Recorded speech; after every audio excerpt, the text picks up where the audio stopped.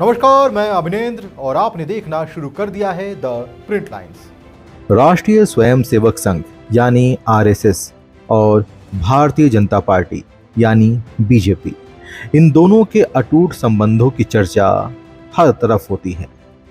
लेकिन क्या आपको पता है कि यही आरएसएस यानी राष्ट्रीय स्वयंसेवक संघ कभी किसी भी दल को समर्थन देने के लिए आजाद हुआ करती थी। आज कहा जाता है कि आरएसएस भारतीय जनता पार्टी की रणनीति तैयार करती है और आरएसएस के कहने पर ही भारतीय जनता पार्टी अपनी रणनीति तैयार करती है। तो चलिए आपको एक ऐसा किस्सा सुनाते हैं जब कभी आरएसएस किसी भी दल को समर्थन देने के लिए आजाद था।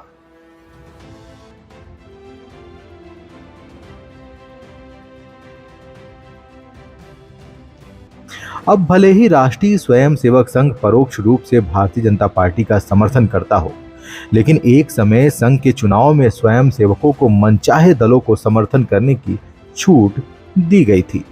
बात 1979 यानी 1979 की है।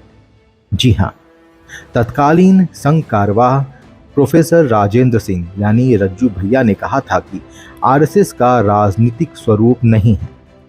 मध्यावधि चुनाव 1980 में संघ की कोई भूमिका नहीं होगी। 25 अगस्त 1979 को प्रकाशित समाचार के अनुसार मोतिहारी में रज्जू भैया ने बैठक को संबोधित करते हुए प्रश्नों के जवाब में कहा था कि वह वक्त की जरूरत थी जब 1977 के चुनाव में संघ को उलझना पड़ा, लेकिन अब ऐसी स्थिति देश के सामने नहीं है। उन्होंने कहा कि संघ विशुद्ध रूप से सांस्कृतिक संगठन है। इसका उद्देश्य समाज की सेवा और लोगों का नैतिक स्तर ऊंचा उठाना है। उन्होंने कहा था कि संघ की दृष्टि में हिंदू का मतलब हिंदुस्तान में रहने वाले सभी लोग हैं।